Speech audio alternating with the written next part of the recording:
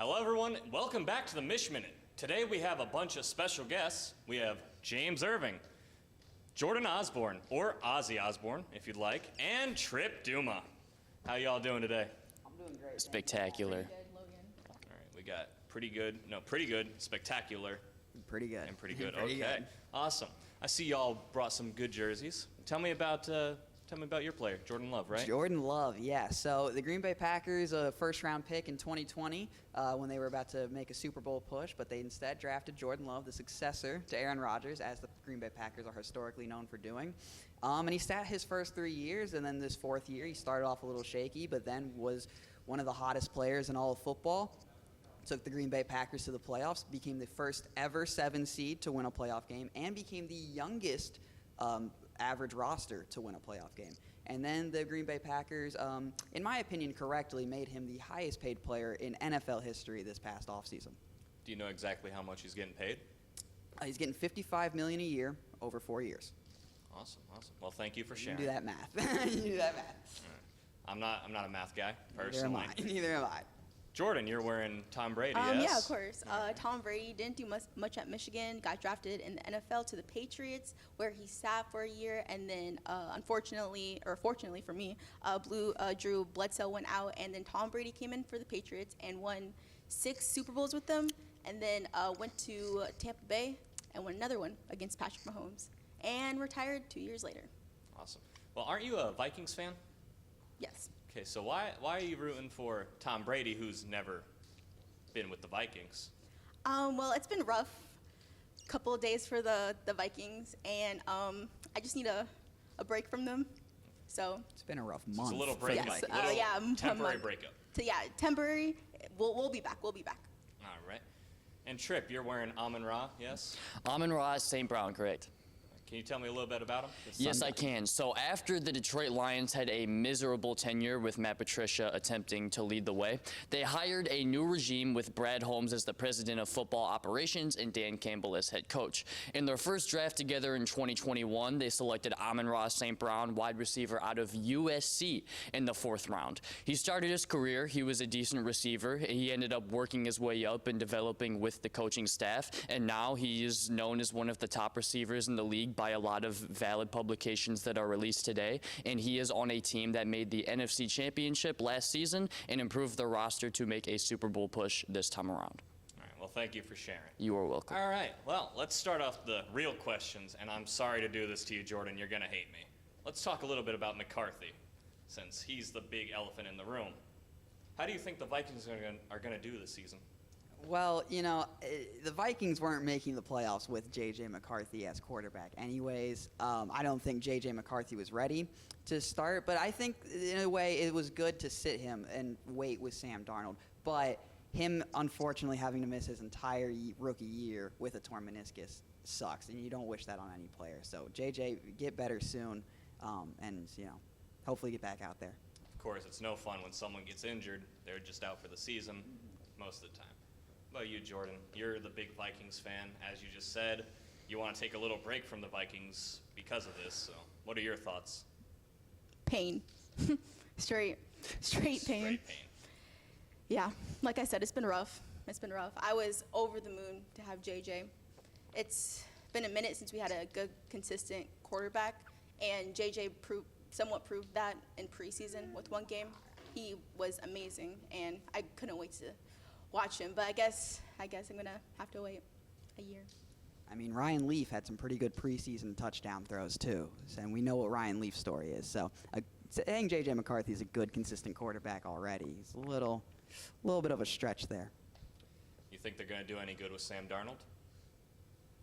We'll see. We'll see. No. Well, you, Trip, you're shaking your head no. You got that little smirk on your face. Well, never in my life have I seen Sam Darnold in a playoff game. So I don't think that's going to change this year.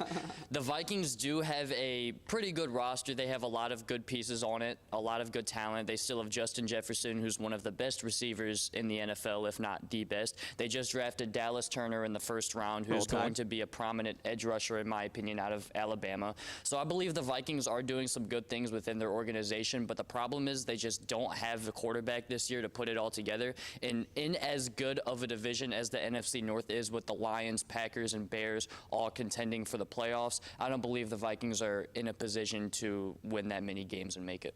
Of course, it's unfortunate what happened to McCarthy at this time in the season. But these things happen. It's unfortunate, but it does happen in the NFL. Well, in a way, too, this can kind of be a sense of a good thing for Minnesota. They just lost Danielle Hunter. Harrison Smith is getting older. Their cornerback situation is terrible, obviously, with the passing of Kyrie Jackson, and their second-year corner tore his ACL recently. I'm blanking on his name, so I'm a bad fan. But it could be good for the Minnesota Vikings. This roster, it was an aging roster, it was an aging core, and so they felt like they needed to get younger. This is kind of what this is. They got younger in placing Danielle Hunter. They brought in Jonathan Grenard, drafted Dallas Turner. They need to fix their secondary right now. Their secondary right now is one of their glaring holes, and I know they're in rumors to bring in Stephon Gilmore, but kind of the Vikings taking a little bit of a rebuild year, kind of reloading, because if J.J. McCarthy is your guy, you need to still put a talented enough roster around him to win, no matter how good he is. So taking a year or two to rebuild, let J.J. get healthy, let him get used to the NFL, and kind of tank a little bit to acquire more draft capital and bring in younger talent, I think that could end up being a good thing for the Vikings in the long term. All right, well, we're going to see if your little idea runs through next season. Maybe it'll run through this season. You don't know. Maybe. You know, I acquired Probably a not. little list last night. These are the top 5 teams that might make the Super Bowl. Let me know if you guys would agree, right? Okay. Okay. Okay. All right. Number 1, we have the Kansas City Chiefs. Obviously. Agree. Okay. 2, San Francisco 49ers. I hate them. Okay. Yeah. You hate them? I hate them. So you don't think that they're going to... No, they are a talented roster. But barring the whole Brandon Ayuk situation and the Trent Williams situation, you just still take those two guys out. You still have George Kittle, Christian McCaffrey, Deebo Samuel, Fred Warner, Nick Bosa, Drake. It's a talented roster. So, yes, they are one of the top Super Bowl contenders, but they're the bane of my existence. And they got rid of Chase Young, too, so that's not good. But you agree with their number 2 standing, right? Yeah, Okay. yeah. Ayuk needs to go. And at 3rd, we have the Ravens. Okay. The back-to-back I respect it. MVP, Please, Lamar, please beat Patrick and win a Super Bowl. I don't understand Patrick Mahomes. I don't know. Can you explain your distaste towards Mahomes, please? Well, first of all, he's probably the best quarterback in the NFL right now. And I don't know. And I'm not the only person who dislikes him. It's just with the voice and the hair, not to judge him off of looks, because he is super talented. But it's just, people just hype him a lot, just saying he's the best player, he's better than Tom, this and that. There it is. I figured it out. That's I why figured it Tom- out right there. It's But in Tom. reality, It's all Tom about beat him Tom. in a Super Bowl, so we all know who the GOAT is. If you want to go with that, all right. And not just that, I mean, but I don't think Brady's playing anymore personally, but maybe I don't think Tom Brady can do half he's just the better. things Patrick And Mahomes. not to harsh on him, but just like so much stuff.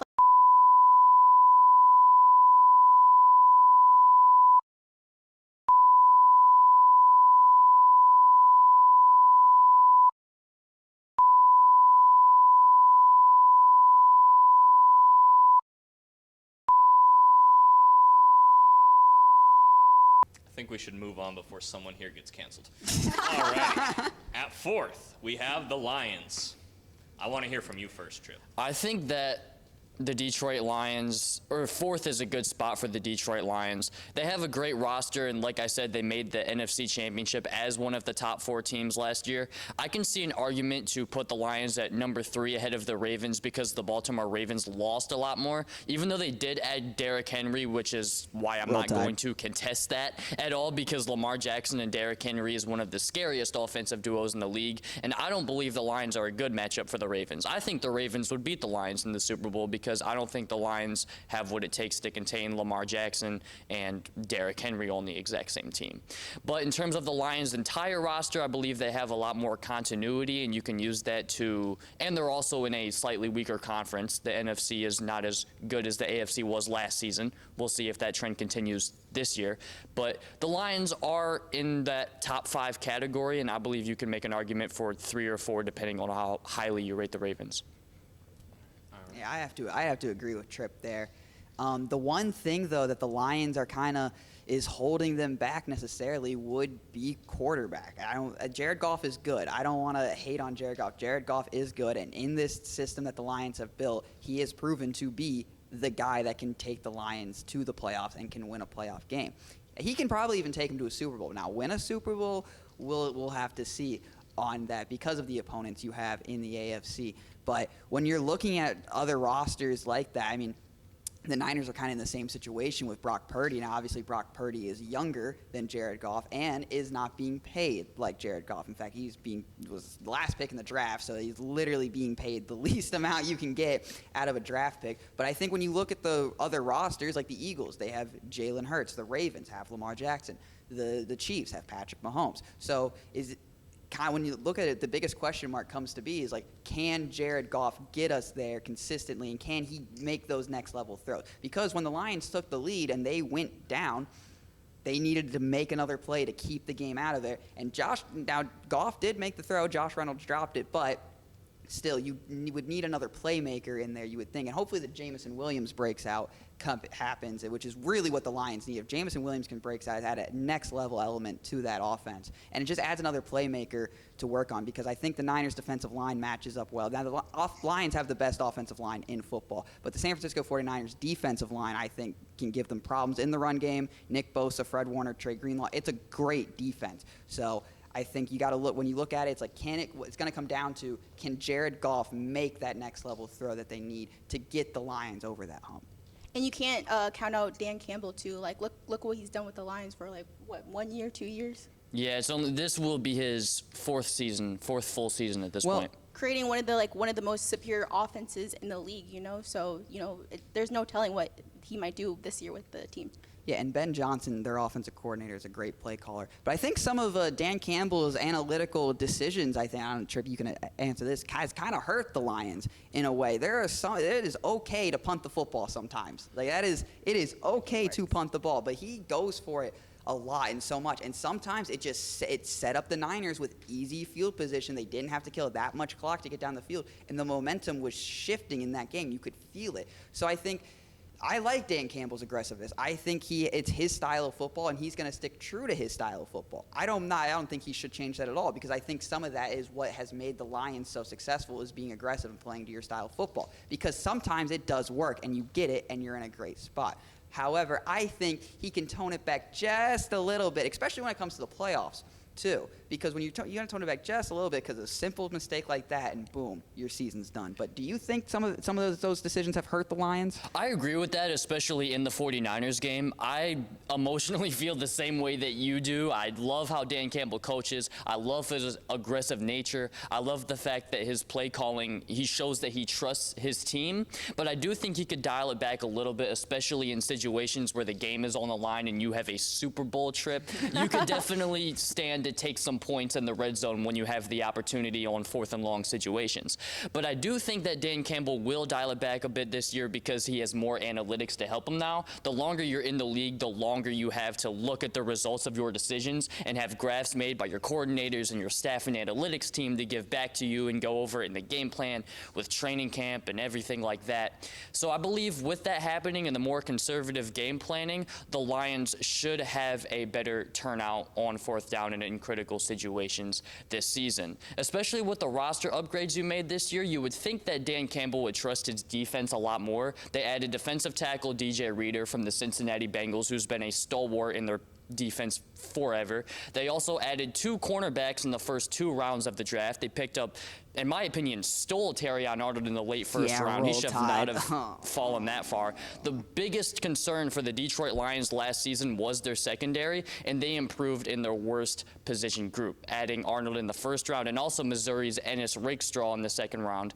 And in training camp, I was reading an ESPN article, and sources there say that Jamison Williams has been having an incredible training camp and is looking to have a breakout season. He was one of the fastest players in the draft that he came out of, one of the fastest players in the NFL today. He's been working on his route running and hands in training camp to become a more effective wide receiver too, alongside with Amon-Ra St. Brown. And on the defensive side of the ball, edge rusher Levi Onwuzurike, a former second-round pick as well, has been seeing similar success. So if he can be that second guy on the other side of Aiden Hutchinson, those two, along with Reeder and Alan McNeil on the interior, could cause some serious problems for opposing offensive lines next season. And don't forget, too, the Lions also made a trade for Carlton Davis of the Buccaneers last year. So, especially with the whole Emmanuel Mosley being out again, so it adds more depth there. And he's a solid cornerback one, especially with the whole Cortland Sutton situation as well, him kind of going MIA this offseason. So you really adding Carlton Davis is big for the Lions because you do have a cornerback one that isn't a rookie. If the Lions were going out there relying on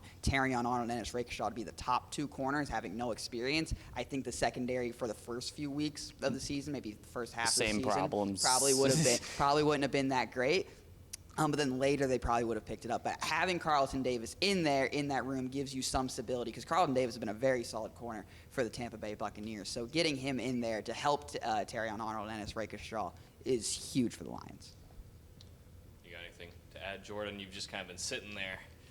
Well, I do agree with them when they say that, like, Dan Campbell can just, like, not play so aggressive. Like, yes, it does work in times, but, it is good sometimes to be conservative, especially when a trip to the Super Bowl is on the line. Because the Lions, they did have a chance last year against the 49ers, but unfortunately... Why did Vildor drop the ball, bro?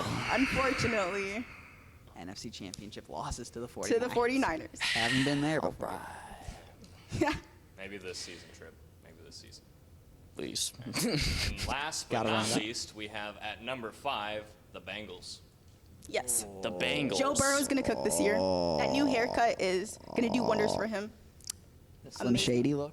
Of course, yeah. All right. I don't know if I like the Bengals there. It grew on me. Who do you think should replace him? Who should replace the Bengals over Super Bowl contenders? Honestly, probably Philly.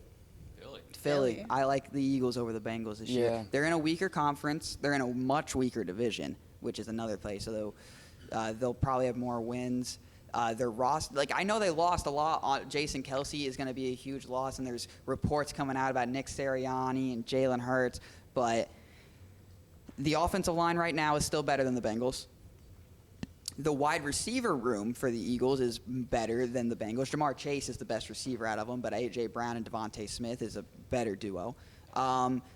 The Bengals' running game is going to be very weak this year, losing Joe Mixon already behind a weaker offensive line. The Eagles brought in Saquon Barkley, and that becomes a scary duo like Derrick Henry and Lamar Jackson. Jalen Hurts and Saquon Barkley is going to be one of the most deadly duos as well. So that offense is still stacked. You lose Jason Kelsey, so the offensive line will be worse, no question about it. But that offense is still stacked. And then when you look on the defensive side of the ball, what was the Eagles' biggest issue? Well, their biggest issue was secondary as well. James Bradbury was washed. He fell off a cliff. They didn't have Chauncey Gardner-Johnson for half the year because he was with the Lions. But they bring him back in.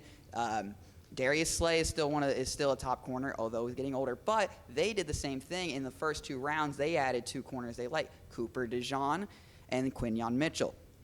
2 of the best corners in this class. I think everyone's top 3 corners were a combination of Terrion Arnold, Quinyon Mitchell, and Cooper DeJean. So they got 2 of the best 3 corners in this draft. I think they address secondary well, bringing in Chauncey Gardner-Johnson. The defensive line with Jalen Carter is going to be nice, and Fletcher Cox, Brandon Graham coming back. So I like Philly there. I know they collapsed last season, but I think they're going to look at what they did last season. They're going to fix those mistakes, and because Philly was just in the Super Bowl too. They were 11-0. So I think the Eagles are going to be a very talented team, and I like them over the Bengals to be a Super Bowl contender. And you have to remember, Joe Burrow's coming back from injury. So, yeah, he's amazing, but it's kind of unpredictable on how he's going to perform, especially at the beginning of the season.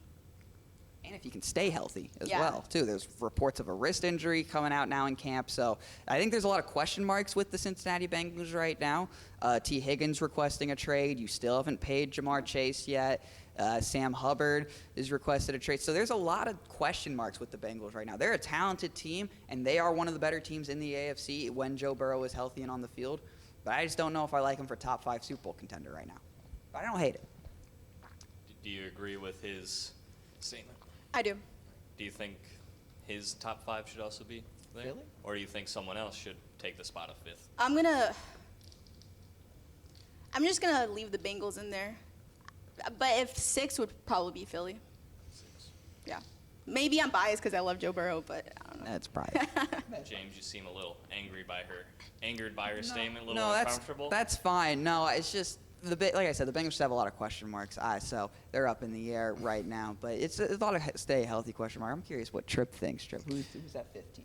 I believe that the AFC North is just going to be a little bit too tough for the Bengals this year, especially with how much injury concern that Joe Burrow has had to deal with in recent years. He's going to have to come back and be able to learn this new roster, whatever new game plans they have to install. And he's probably going to be rusty because he hasn't seen the field in a while, especially with such an unforgiving division they have with the Baltimore Ravens, who we just talked about as a contender, the Pittsburgh Steelers, who are an up-and-coming team that could add Brandon Ayuk and whatever day it happens. And then the Cleveland Browns, who were a playoff team last year. There's a lot of concern around Nick Chubb, but they could still be contenders depending on the play of Deshaun Watson and a lot of other guys outside of there. But also some teams I could see replacing the Bengals. I have 3 options in my mind right now. I could see the Jets being better than the Bengals if Aaron Rodgers stays healthy. The Jets have one of the best rosters in the entire NFL. They had an incredible defense and were able to manage a solid season with who at quarterback? Help me out. Zach Wilson. Not Zach Aaron Rodgers Wilson. at quarterback. Not Aaron They Rodgers. managed to field a decent team with Zach Wilson, and that enough is good enough for me to say that if you replace him with a 4-time MVP in Aaron Rodgers, that things probably would go a little bit different over Let there. him know. A couple other teams I could see are the Houston Texans and the Green Bay Packers. I say both of these 2 teams because they are both in similar situations as a franchise. They are both They both have extremely young and talented quarterbacks. The Texans with C.J. Stroud out of Ohio State, who is great in college, came on the scene, dominated immediately. Jordan Love, who sat behind Aaron Rodgers and got to learn and develop for a while after his collegiate career. He got on the scene and had one of the best second halves in the NFL last season, rallying the Packers to the playoffs when it seemed like hope was lost. We were tanking Legit. for Marv. When we got into the double-digit portion. So you see a couple of teams like that, and I have more faith in the Packers even than the Texans because the Packers had the youngest roster in the league last year, and even though C.J. Stroud is so young, the Texans were on the older side. However, the Texans did add Stephon Diggs, And Joe one of the Mixon. best receivers in the league, to a team that already has Nico Collins and Tank Dell, who are both young, and they will keep improving. And then the Packers, on the other hand, added Josh Jacobs and Xavier McKinney in free agency, bolstering their roster even harder. I think that both of those teams look better on paper than the Cincinnati Bengals do. I agree with Tripp about the Texans. Sorry. No, that's okay. I'll say this. I think the Texans have a better offense right now than the Green Bay Packers. I think they have more established playmakers. I think Stephon Diggs would be the #1 receiver on either team. I think the offensive lines are similar. The quarterbacks are comparable. Green Bay's probably got a better. I would take the Green Bay Packers run game over Texans run game. But I think the difference in those 2 teams is the defenses. And I think Green Bay has a much better defense than the Houston Texans do. Obviously, they brought in Daniil Hunter, and they have Will Anderson on the other side. It's a nasty pass rushing duo. Green Bay's got Rashawn Gary, who broke out last season. Kenny Clark has been one of the best interior defensive tackles in the league. Lucas Van Ness on the other side, hoping he can break out, first-round pick. But what really is the key right here is the linebackers for the Green Bay Packers. Edgerrin Cooper, the second-round pick out of Texas A&M, we're going to pair him up with Quay Walker. It's going to be one of the fastest linebacking duos in the league. They're going to be flying around there, and Cooper is a quarterback heat-seeking missile. They're going to be great in the run defense. So I think the run defense, based off the linebacker upgrades, are going to be improved as well. Then you look at what the secondary have. Jair Alexander is going to be coming back. He's going to be more healthy. Keyshawn Nixon's going to be there in the slot. He was an all-pro kick returner, but he was an all-pro technically. So technically he's an all-pro corner. But no, Eric Stokes is coming back, first-round pick from the Packers a few years ago. He's been injured, so hopefully he can come on the field and make a difference. And we saw a little bit last year from Carrington Valentine having to play a little bit, 7th-round pick, and he seemed to impress a lot of coaches. So, and then we brought in a new defensive coordinator, Jeff Hafley, Boston College's head coach. And what's going to be the difference is the scheme for the Green Bay Packers. Because before, when we had Joe Barry, it would annoy me every time when it's 3rd and 3 and our corners are playing off the line. Jair Alexander, one of the best man-covered press corners in the league, wouldn't be playing on the line. He would be giving up zone coverage. The one time Jair Alexander went to Joe Barry and told him, I'm playing man coverage, was against Justin Jefferson, and he held him to 1 catch for 18 yards on like 6 targets. He hit the gritty in his face, Logan. It was like the best moment of my life. No, was it? Okay. So that's what Jair Alexander can do. Giving Xavier McKinney is going to have the best safety help he's ever had in his career. The scheme is going to be different and actually allow the players to play to their strengths. Because why was last year Preston Smith covering Devontae Adams one-on-one? Preston Smith is a linebacker who's like 34. Okay, he is old and slow and not Devontae Adams. So those mistakes will hopefully be out of the way with the Joe Barry defense being gone.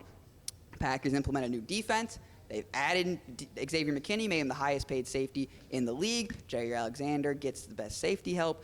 The edge rushing duo just hopefully continue to develop. The linebackers are going to be different. I like this Green Bay Packers defense a lot, and I think it's going to be the key to the season this year because we know the offense, right? Obviously, Jordan Love can have a one-year wonder, but we know the Green Bay Packers offense is going to be good. Adding Josh Jacobs to replace Aaron Jones was fantastic. Jaden Reed is going to be fantastic. What do you guys know about Dontavion Wicks, all right? He's going to be great. So we know about this offense. I think this offense has got to figure it out. This defense, though, is going to be the key for the Green Bay Packers this season, and I think this has potential to be a top 10 defense, something the Green Bay Packers haven't had since 2010-11 season in which the Green Bay Packers won the Super Bowl. That was the last time they had a top 10 defense. Only time Aaron Rodgers had a top 10 defense in his career. So hopefully if he gets that this year, maybe a Super Bowl run for the Jets.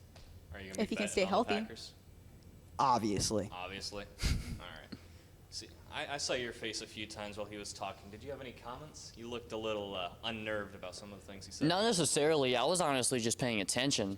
He's a little nervous. He's a little Your nervous. attention. He's nervous about the Packers coming up for that division I would never again. be nervous. I don't get nervous. Nerves aren't a part of my He DNA. gets nervous for the Packers when they come So to you heard it first. Ford Field on Thanksgiving. Trip Duma is never nervous at all. That was a Ever. complete lie, Ever. but everyone watching this will believe me. He gets nervous when the moon is not in his favor. Yes, I hate the moon. You hate the moon. Whenever it's a waxing gibbous, just my anxiety just spikes. When it's a Why? waxing gibbous, Because the, my team loses every time there's a waxing gibbous. every time on Thanksgiving it's been a waxing gibbous moon, the Detroit Lions have lost. The Lions This lose. year, the Packers played the Lions on Thanksgiving, and the moon was a waxing gibbous, and Jordan Love let the league know he was here. And Jared Goff fumbled like 4 times. It was Amazing game. It was fun. It was fun. It was quite fun to watch. I'll give it great. that. I'll give it that. Well, you have all these great players on these teams, but unless you have a really good coach, they might not get far. So, True. I am curious, who do y'all think is the best coach right now Kevin in the O'Connell. NFL? Like best head coach. Kevin O'Connell. In the In the NFL. NFL, Kevin we right? trust. In the Kevin we NFL, trust. Andy Reid, and it's not Yeah, close. nah, Andy It's Reid. not. the entire, It's not I close. would say Andy say Andy Reid, Reid. but if you take Or out Mike Tomlin. or Mike You Tomlin, can say Mike Tomlin. for John the Harbaugh is consistency. a pretty good candidate as well. He's been there for a very long time. I don't know exactly how many years he's been with the Ravens, but I know he was in that Super Bowl against his brother. Hasn't gone anywhere ever since. Hey, he won a Super Bowl with Joe Flacco, so that, did you win got to it. give He him credit did up win a there. Super Bowl with Joe Matt Flacco. LaFleur, in my opinion, Green Bay Packers head coach, doesn't really get enough love, in my opinion. I think it's really hard when you have the youngest roster in NFL history to win games with. It's a young team. The offense was a mess last year, but he rallied the troops together and he took this team to the playoffs. So I think obviously the first couple years of his career, everyone was kind of focused on Aaron Rodgers. Oh, it's Aaron Rodgers. He's winning MVP. And he's being carried by Aaron. But I think with the development he's shown with Jordan Love and the offense took next step, I don't think Matt LaFleur is the best head coach, but I think Matt LaFleur is definitely a top 5 coach in this league. And he doesn't lose in December or something like that. Yeah, he's undefeated in December. Yeah. Matt LaFleur has not lost. Actually, that's not true. He lost. We have one loss. We lost to the Giants this year on Monday Night Football. So one loss in December. So that just shows you towards the back half of the season, this team is locked in under Matt LaFleur. First few months, you're figuring things out. But when you get down that stretch, the Green Bay Packers and Matt LaFleur will win those games. Also, has never lost to the Bears. So he's not first, but he's on the top 5, in your opinion. Top 5, arguably even top 3. Top 3. I think you also have to give some flowers to Sean McVay and Yeah. Kyle Shanahan for what they've done out there in the NFC West. They've both done some great things. Sean McVay getting Matthew Stafford and winning the Super Bowl, putting together one of the better teams we've seen in a very long time for that one-year stretch. And he's made it work with some not great rosters. We saw what happened last season when everyone thought the Rams were going to be one of the worst teams in the league, and they ended up making a playoff run after Sean McVay and company discovered the likes of Puka Nacua and some defenders off the edge like Byron Young to help out with the loss of Aaron Donald this offseason and Kobe Turner, players like that. And then Kyle Shanahan, on the other hand, he's been leading this 49ers dynasty saga ever since it started after Jim Harbaugh got out of there, and they've been splendid. They've had some down years, but they've had some great rosters, amazing game planning that makes them almost unstoppable sometimes.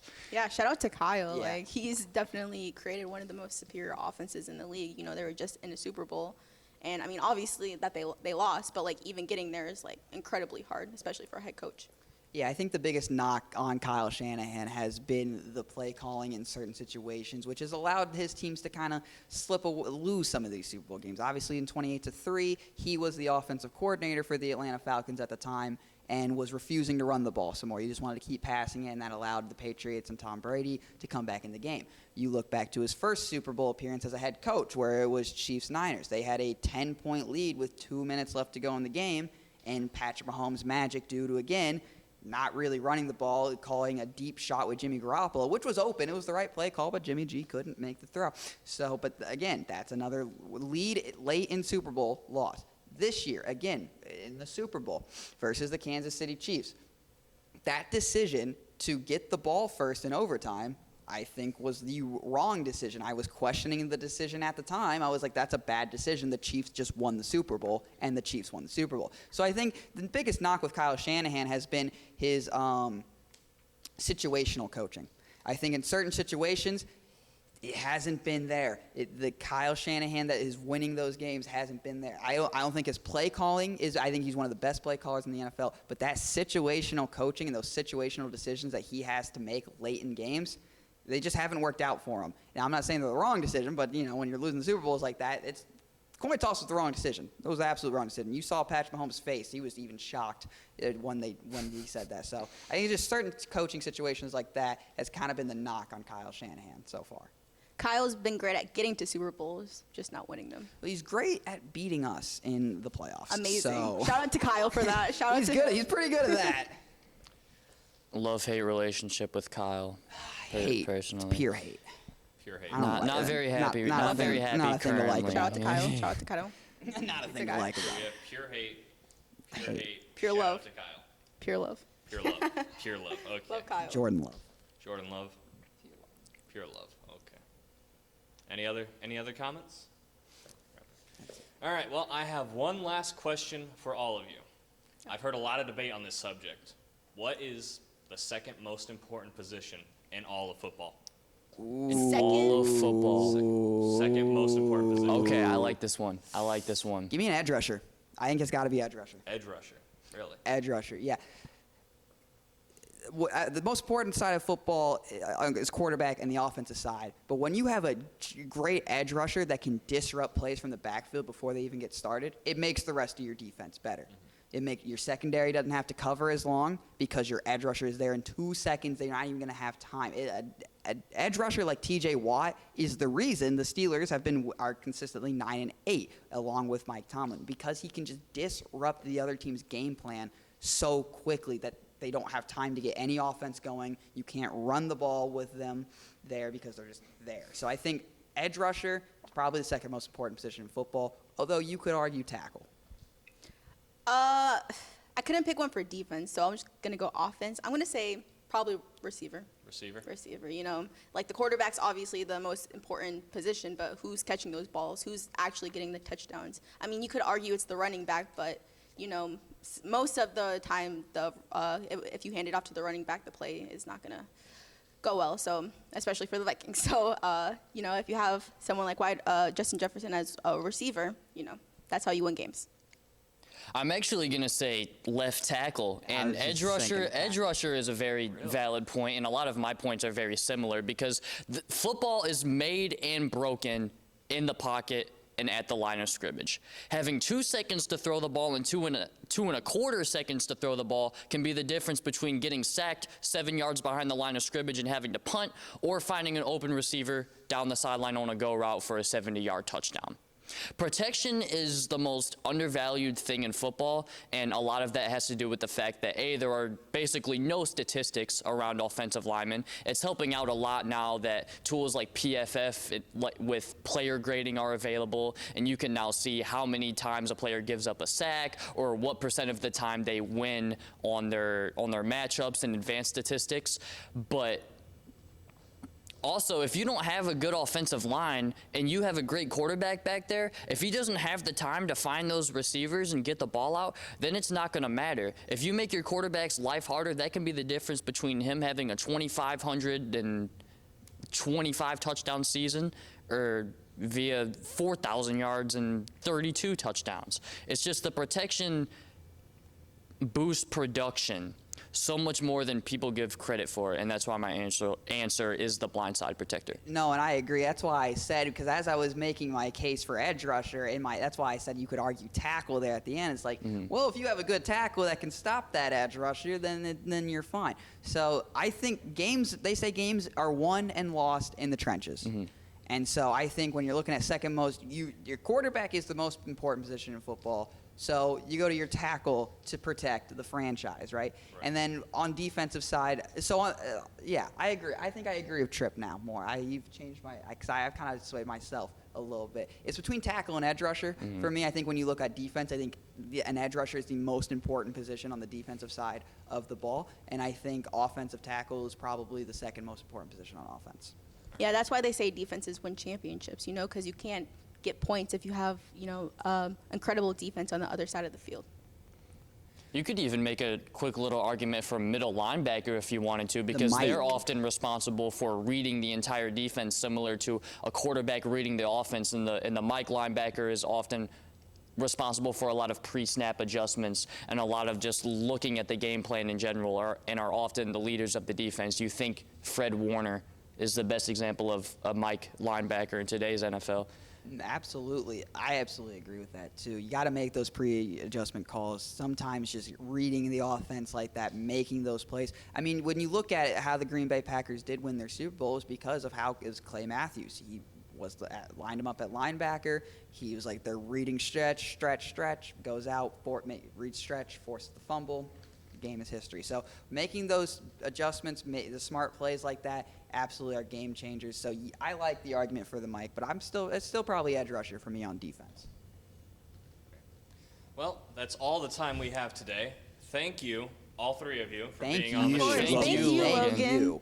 Thank you to the viewers who are tuning in to the Mish Minute. I'm Logan Mish. We have Jordan Osborne, or Ozzy Osbourne, Tripp Duma, and James Irving. Have a good one. Thank you, Chris. Thank you.